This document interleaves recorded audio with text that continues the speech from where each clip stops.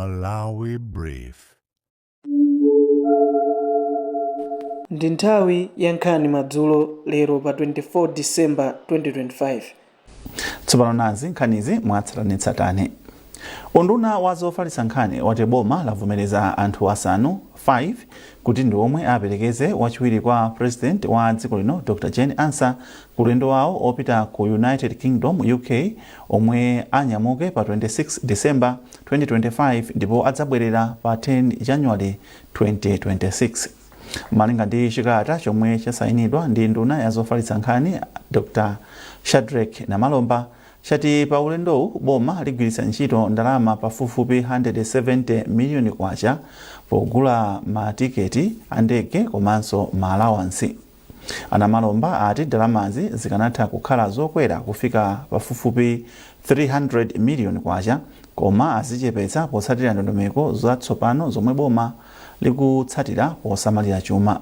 Iwonso atsimikizira Malawi kuti boma la DPP pansi pa utsogoleri wa President Professor Arthur Peter Mutharika ndilodzipereka pokwaniritsa malonjezo ake osamalira chuma cha boma poonetsetsa kuti ogwira ntchito mboma sakusakaza ndalama za boma.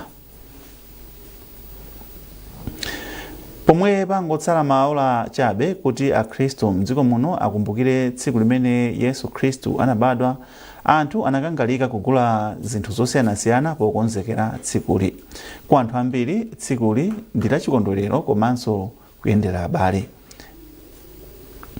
Ndipo bungwe la zachifundo la Community Concern for Needy CCN lati mpofunika kuti anthu aziganizira zotukula anthu ovutika kuti nawo athe kuthandizira mokwanira potukula madera awo.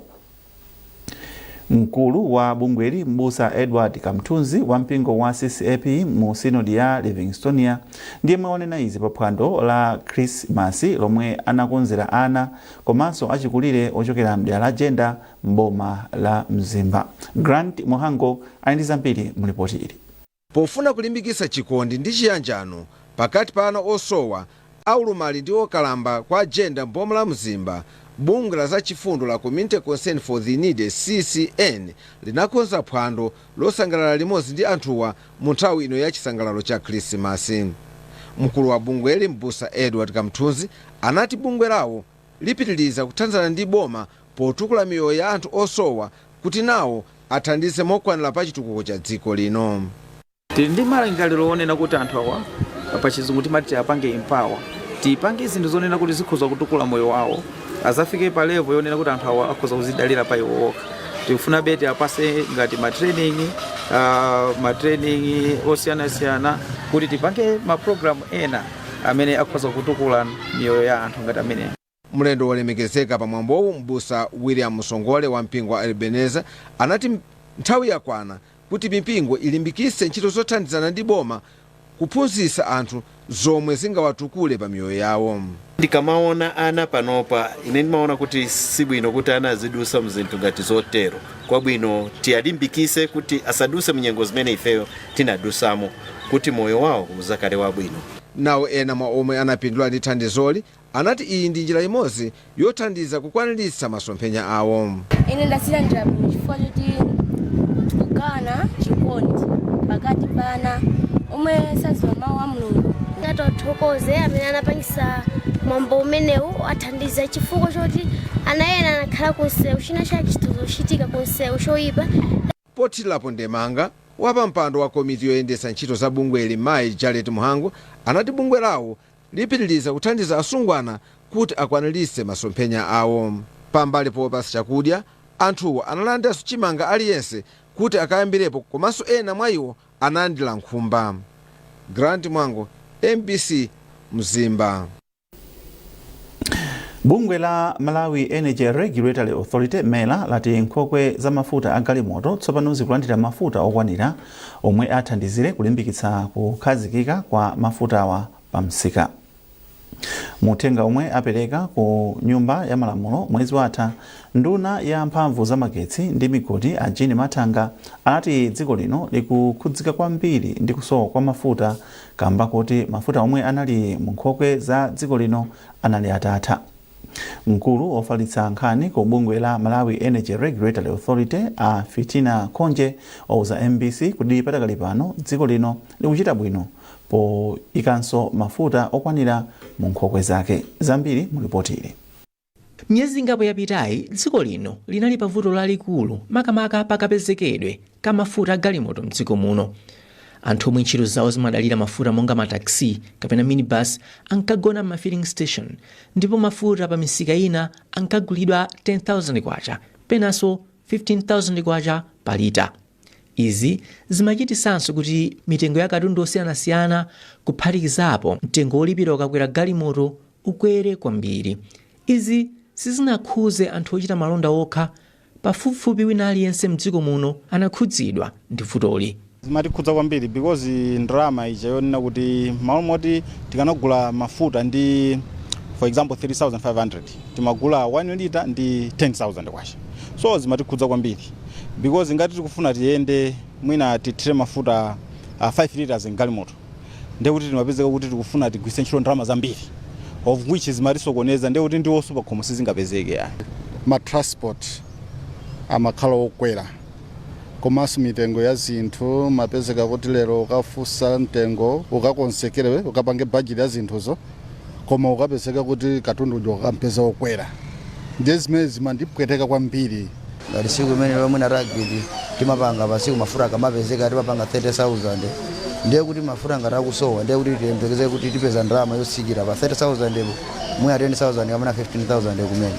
Ichi nchifukwa chake popereka ndondomeko ya pakati pa chaka ya dziko lino, nduna zachuma a Joseph Mwanamveka anatsindika kuti kusowa kwa mafuta galimotowa kumwe kunafika povuta kwambiri mchaka cha 2024 komanso chaka chino kwachititsa kuti chuma cha dziko lino chilephere kukula kamba kuti ntchito zambiri zachuma zimalephera kupita patsogolo. Ndipo ofalitsa nkhani ku bungwe la Malawi Energy Regulatory Authority MERA Fitina Khonje wauza MBC kuti padakali pano zinthu zikusintha kamba kuti nkhokwe za mafuta a dziko lino tsopano zikulandira mafuta okwanira, zomwe zikupereka chiyembekezo choti kapezekedwe ka mafuta awa tsopano kakhazikika. Pakali panopa makampani acha makampani yaikulu ya nokuma ya boma ikutha kugula mafuta ena ndikumayikako bendithu ku reserve kucha, ngakhale kuti ndikuti ayenera kupitiriza kutero kuti reserve ifike pa chimake, koma kubwezeresako ndikuti kunayambika. Ndipo mmodzi mwa akuluakulu a bungwe la Center for Social Concern Akondwani Hara ati kupezeka kwa mafuta awa kuthandizira kukhazikitsa mitengo ya katundu pa nsika. Mchizungu amati speculative pricing, kukweza kwa mitengo ya zinthu kungodzera kukumphekesera. Pakakhala kusowa kwa mafuta amalonda ena amakonda kukweza mitengo ya katundu moopsa kapena mopita patsogolo chifukwa cha mantha kuonjezeka kwa mitengo ya mayendedwe. So kukhazikika kwa mafuta kumachotsa mantha amenewa, motero mitengo imakhala yosasinthasintha kawirikawiri komanso yolosera bwino. Kwa nthawi yayitali dziko lino lakhala likukumana ndi vuto la kusakhazikika kwa kapezekedwe ka mafuta pa nsika kamba kakusakwanira kwa ndalama zakunja zomwe pa Chingerezi amati forex, koma kubweranso kwa boma la TPP kwapereka chiyembekezo kuti vutoli lichepa penanso kutha kumene kamba ka mfundo zatsopano zomwe bomali lakhazikitsa polimbana ndi vutoli. Trust Office, MBC, Lilongwe. Tikupitirira ndi nkhani zathu. Konsolo ya mzinda wa Blantyre yati iyamba kutseka kampani zomwe sizinalipire msonkho ku konsoloyi. Mfumu ya mzinda wa Blantyre Isaac Jomo Osman ndiye mwe wanena izi pa msonkhano wa atolankhani. Iye wati achita izi potsatira kutha kwa masiku 21 omwe konsoloyi inapereka kuti onse omwe ali ndi ngongole ku konsoloyi akhale atapereka. Chisatire ndi action tipanga chothekera kuti anthu apereke ndalama. Ine Jomose ongolankhula ine ni mapanga. That's why lero ndi pa 24 mwatipeza tili ku office kuno tikupanga. Even pa 25 iso ngati mundisatira mundiona ndili pa ground. Chimene chili mwa makasala ndiye ndifuna auza anthu aku Blantyre. Pomwe mukudandaula, pomwe mukukwiya, ameya anu swali nanu limodzi. Akhala nanu akutetezani tapanga misonkhano ndi apolisi andi mwina mwaonapo madera mwanu muzaona apolisi akuyenda ndi zomwe tifuna Christmas imeneyi anthu asangalale. Tikuziwanso kuti inu ambanda inu mmaonera nawo sotuti kamayankhula ambanda inu mwachalirira kuti mwabere anthu mucholedwa miyendo ndithu ulendo. Ofesi yoona za umoyo kumpoto kwa boma la Mzimba yati ipitiriza kudzipereka pa ntchito za umoyo pofuna kuonetsetsa kuti madera mukhale anthu athanzi. Mkulu wa za umoyo kumpoto kwa boma la Mzimba Dr. Wamaka Msopole wanena izi kumzuzu pa chikondwerero cha kumapeto kwa chaka chomwe ofesi yawo inakonza. Rodoviko Nyirenda wadzandiza mbiri. Poyankhula atangopereka mphoto kwa ogwira ntchito omwe achita bwino kwambiri m'magawo osiyanasiyana chifukwa cha kudzipereka ndi ntchito yabwino, Dr. Msopole anati chaka cha 2025 chala chaka chakudzipereka ndi kulimba mtima ngakhale panali mavuto osiyanasiyana. Iwo anatinso ofesi ya zaumoyo ya kumpoto kwa boma la Mzimba ikupitiriza kudzipereka pakukonza ndi kukulitsa ntchito za umoyo kuti zipindulire anthu ammadera omwe amawatumikira. Kwa ife chaka cha 2025 chakhala chaka choti munali zinthu zambiri zosiyanasiyana. Chaka chimenechi panali inde zophinja apo ndi apo, komabe chachikulu chimene tikuona ndi choti tachita zambiri zabwino.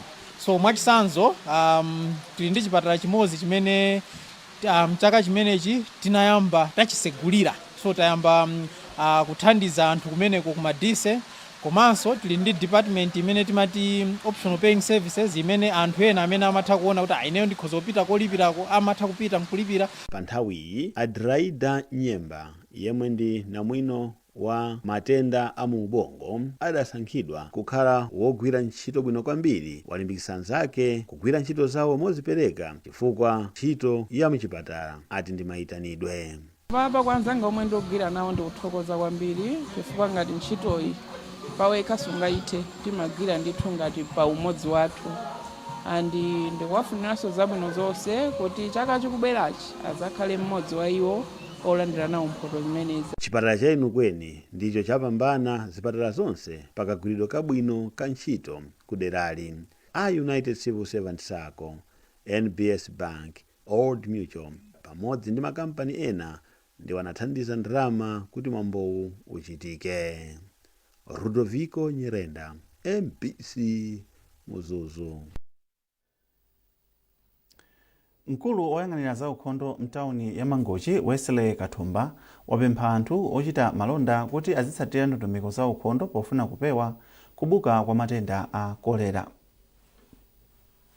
Akathumba amayankhula izi pomwe anakumana ndi anthu ochita malonda mtauni ya Mangochi pomwe pali malipoti kuti mboma la Balaka anthu atatu apezeka ndi matenda a kolera.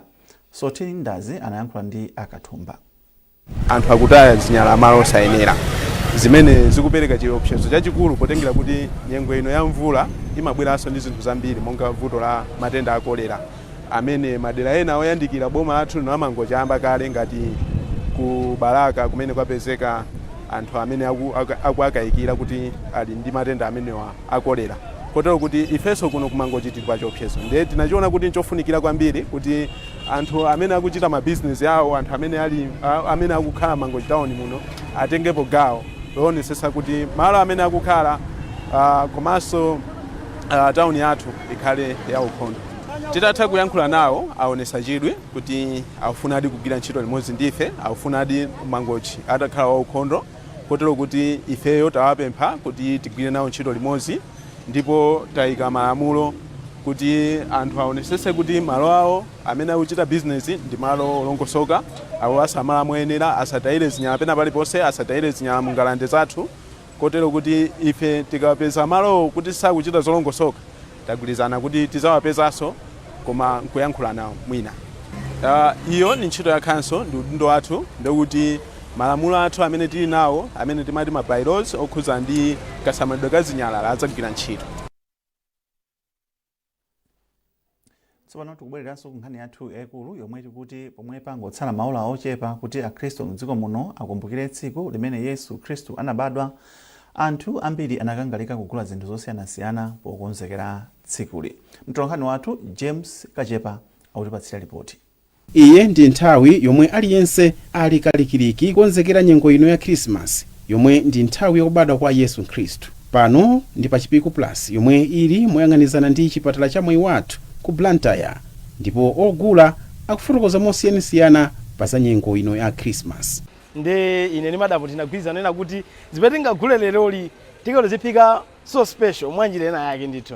Nkhuku ya lerolo imasiyana ndi nkhuku ya nthawi zonse chifukwa aliyense amakhala ndi kuna kuti na iyo kai ndiphike mwa mtundu wina. Yes, mwa chisangalalo so.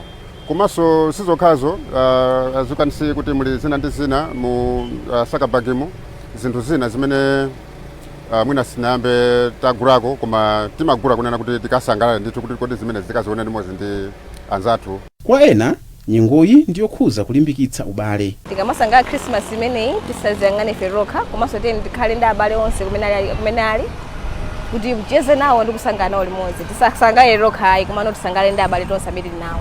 Kale tikucheza ndi abale ndi anasi osiyanasiyana amene masowana katikati mwa chaka chifukwa cha maganyu ena ndi ena, koma nyengo iyi kamakhala ngati holiday kamapezeka ndiye tayikonzekera motero kumana pamodzi komanso kupe. Koma kwa ena iyi ndi nthawi yopanga ndalama, monga kufotokozera omwe amagulitsa nkhuku pa msika wa Zingwangwa Achimwemwe Rodrick.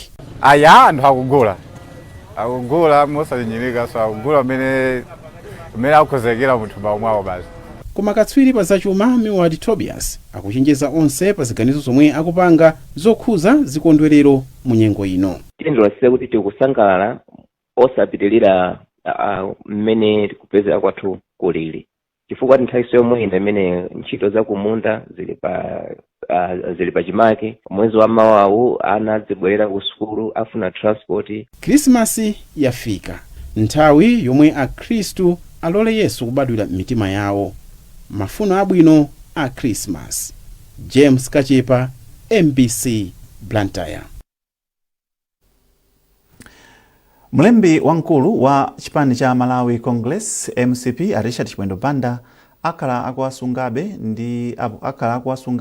ndi apolisi palimandi pomwe akudikira chigamulo cha pempho lawo la belo lomwe lidzaperekedwe ndi oweruza mlandu Mzondi Mvula. Lero bwalo lalikulu la milandu limamva mlandu pomwe mbali yoyimira odandaula komanso mbali yoyimira boma anapereka mfundo zawo.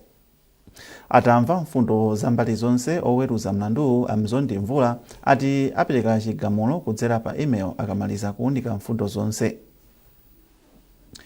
Ndipo munkhani za masewero, timu ya Mighty Tigers yakhala timu yachiwiri kutuluka mu mpikisano wa Super League itagonja ndi chigoli chimodzi kwa adu ndi Blue Eagles pa Nankhaka Stadium. Timu iyi yakhala yoyamba kutuluka ngakhale mpikisanowu unali usanathe ndi Songwe Border. Masewero ena, Silver Strikers yomwe ili pa namba 3 yafalana mapoint ndi FCB Nyasa Big Bullets itagonjetsa Mzuzu City Hammers ndi zigoli 3 kwa adu.